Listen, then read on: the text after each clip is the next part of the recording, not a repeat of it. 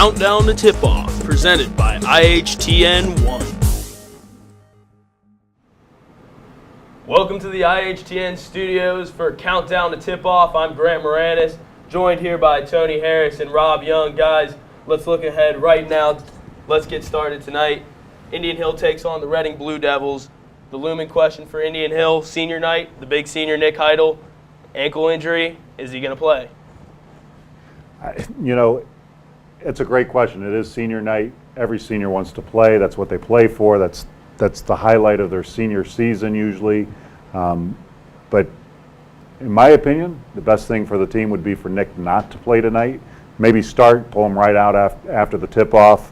Maybe let him get maybe one basket or something. But I think what's better for the team is for him to rest that ankle. Maybe not even play Saturday against Wyoming and get ready for the tournament, which we'll talk about later. But as much as we want to see Nick play, is he needed against Reading? No. I mean, we beat him, by 40-plus points last time. Take Nick out, so we only beat him by 20. It's still a winner. It gives some of the other guys on the bench that we're going to need late into the tournament an opportunity to play, and we need that playing time for them. I think Coach Birch is taking this game very seriously against Reading. This is to win the championship. If we win tonight, we are league champions. We're playing with house money going into the Wyoming game Saturday night. So I think Coach Birch is taking this very seriously. If Nick is able to go, I think he will give him a chance to play and see how he goes. But the Reading game is very important. It'd be great to go into Wyoming game on Saturday, putting all the pressure on them and having secured at least a share of the title tonight. And I think all the seniors will be pumped. George Davis has been playing phenomenal lately, and he'll get extended playing time if Nick can't make it, and I'm sure he'll be equal to the task, and there are a lot of seniors chomping at the bit to get some added minutes. But we'll see how Nick goes. I know he'll want to go, but what's in his best interests and what Coach Birch decides, I guess we'll find out here in a few minutes. On the offensive end, the Braves also have Colin Shaw and George Davis, like you said, to fill in if Heidel can't go. But defensively, that ankle, if he can't go, who's stepping up defensively to stop Reading's Johnny Miller? Well, the two defensive stalwarts for Indian Hill all season have been Dawson Eichholz and Marco Fiore. And Dawson probably has a picture of Johnny Miller above his bed and just ready to put daggers through him, and as he does with every high scorer in the league. So I'm sure Dawson's more than ready and equal to the task. Miller's about 6 foot tall, and Dawson's used to guarding guys 6'4", 6'5", 6'6". The one thing about Miller, and I know Dawson knows this, is that 64% of his shots this year have been threes. And so he's not a dribble driver. He doesn't make a lot of penetration. He just wants to shoot the three. Reading will set a lot of off-ball screens for him, and you've got to go above the screen, not go below them, and not give him the opportunity to shoot. He's very uncomfortable shooting the two. He just wants to shoot an open three, and I know Dawson already probably hasn't read like a book. Reading coming off a loss to – who was their loss to? Just about everybody they play. Yeah. Reading has a lot of issues. They have a very, very poor assist-to-turnover ratio. It's like a 0.6 assist-to-turnover ratio. Now, everybody strives for at least to be above a 1, and Reading has a 0.6. So they're very sloppy with the ball. So putting pressure on them and forcing them to make bad passes and allowing the Mateos and Collins and Marcos and all these guys to step in front of the passes and get some easy points, that's going to be very, very important. The Braves, on the other hand, have a 1.6 assist-to-turnover ratio, one of the best in the league. Wyoming's the only one who's challenged that, and the Braves take care of the ball. Coach Birch is adamant that they do that. Turnovers matter to him, and he takes taking care of the ball very, very seriously. So we want to get Reading to be sloppy. We want to take care of the ball. Hopefully there are going to be a lot of shots for a lot of players, and including the 9 seniors that are on this team. And hopefully it's a nice celebration this evening with clinching at least a share of the championship. And Birch coaches defense. That is his MO. Let's be the best defensive team on the court every night. That Dawson, 40-point mark. Right? yeah, that's his goal. Keep everybody under 40 points. He knows he's got enough shooters out there that he's going to score more than 40. And Dawson and Marco have done a great job. Look at what he did, those two did against the guy from Finneytown. That's a Division I prospect. They shut him down. Who was the redhead? The redhead that they made cry? From Amelia. 6'7" guy that Dawson literally made cry because he was so frustrated. And when Dawson wasn't on him, it was Marco. So those two, if they have if they have great defense, I mean, it could be a great defensive game for Indian Hill. They could feasibly hold Reading well under 40 points just with those two. Reading does not have a lot of offensive weapons, so again, allowing Miller not to get off those three-pointers is a big factor. And Trent Purdue, who's their second scorer. The other thing is, if you take away Miller and Purdue, Reading is a very poor free throw shooting team. If you take away those two who shoot 55-60% from the line, the rest of the team shoots 45% of their free throws. So in my mind, you've got to play high pressure on Reading, force them to make turnovers, which they're very capable of doing. And if you foul, they're not going to really hurt you at the free throw line.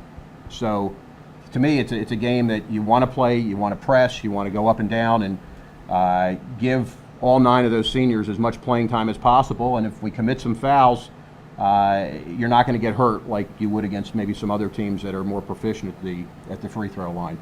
And I see this a lot with a lot of high school teams. They don't shoot free throws very well. Reading doesn't do it anywhere near as well as most teams. But my theory is that so many of high school kids now invest a disproportional share of their practice time, unsupervised practice time, with trying to shoot threes and trying to dunk the ball, and don't invest it in shooting free throws, which is a very, very important part of the game. You're going to get a lot more opportunity to shoot free throws than you are having a chance to dunk or shoot, threes beyond NBA range. But a lot of these kids are 16, 17, 18, and that's where they have fun, that's where they play, and unfortunately, it doesn't help them when it comes to the game. So, again, 45% free throw shooting outside of their top 2 guys in Miller and Purdue.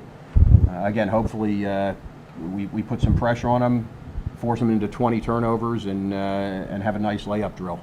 Well, let's take a look ahead to tomorrow. The Braves take on the Wyoming Cowboys at Wyoming. What does that game mean to the Braves? I mean, it's a huge game. It always has been. That game was scheduled earlier in the season. Mother Nature helped us out because that historically has always come down to the CHL championship, except for a couple years when Madeira made a little bit of a run and stuff. But it's usually been Indian Hill, Wyoming. It's always been the last game. It's what's determined who the champion is. And we're going to be sitting, as long as the Braves take care of business tonight, that's where we're going to be sitting. In the worst case scenario for the Braves would be that they're co-champions. I don't think that's what the players want, and I don't think that's what Coach Birch wants. He's very focused on winning this CHL outright. I think for the school it'll be huge. There's a lot of smack talk between these two schools. Wyoming last year kind of swept the all-league trophy. Indian Hill seals the deal pretty much with a basketball, outright championship in basketball, because they got the football trophy, they got the cross-country trophy, they've got the swimming trophy pretty much wrapped up, tennis. So this will be this will kind of, so to speak, put the nail in the coffin. Who's going to most likely control the All-CHL trophy? A heated rivalry for sure between those two teams. We were talking before we started the show. Coach Birch was more focused on the league than the overall record. Indian Hill lost to Loveland earlier in the week. He didn't seem too concerned about that. Like you said before, he's focused on winning the league. Winning the league is the ultimate prize for Coach Birch and for this team. And again, beating Reading tonight will certainly be terrific. And the Wyoming game is going to be a big challenge. Heidel, obviously, his availability is real important, but the thing that Wyoming has that nobody else in our league has is they have 4 legitimate scoring threats. Most teams in the league have 1 or 2. They have 4. and your defense is exposed. And if you have a gimpy ankle, like Nick seems to have, and you can't cut and you can't follow, and you're going to get exposed on defense. And as good as Nick is as an offensive player, how much can he help if he can't play D? So, Wyoming will expose you because they have the 4 guys who can score. Lonnie Grayson is a terrific scorer, the reigning MVP of the league, leading scorer in the league, just a great player.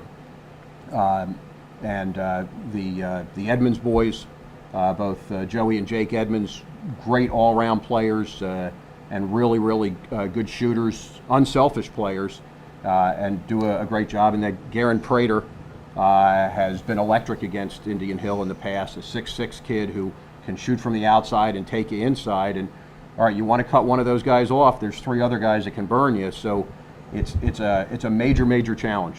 And without Nick, it becomes even more so. So it'll be very, very interesting. And the first matchup of these 2 teams, Indian Hill effectively took Grayson out and took Prater out of the game completely.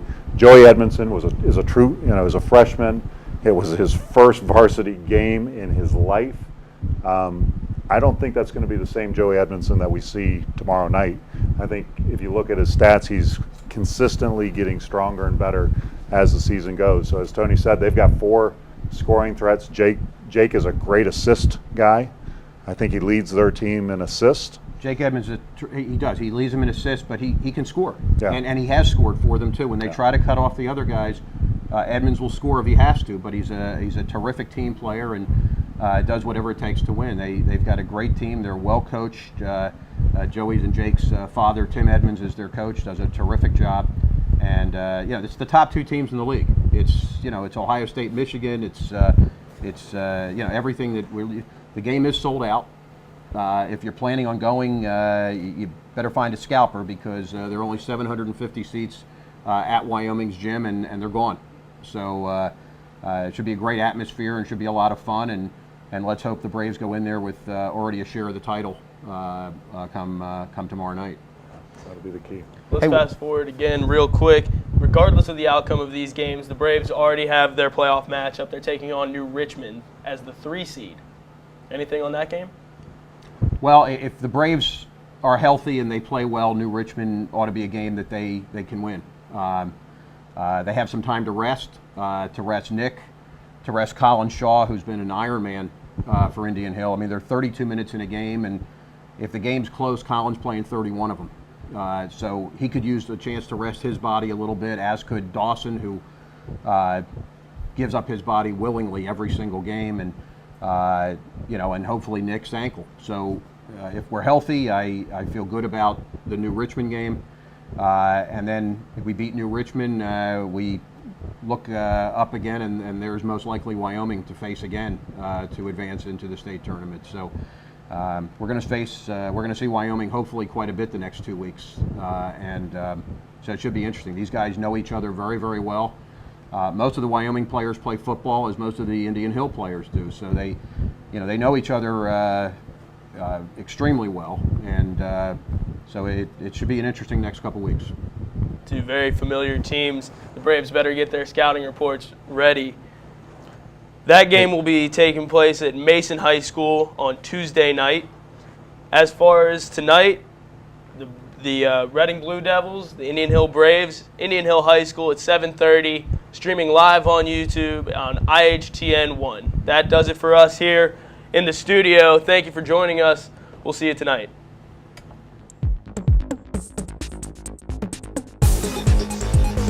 Countdown to Tip-Off, presented by IHTN1.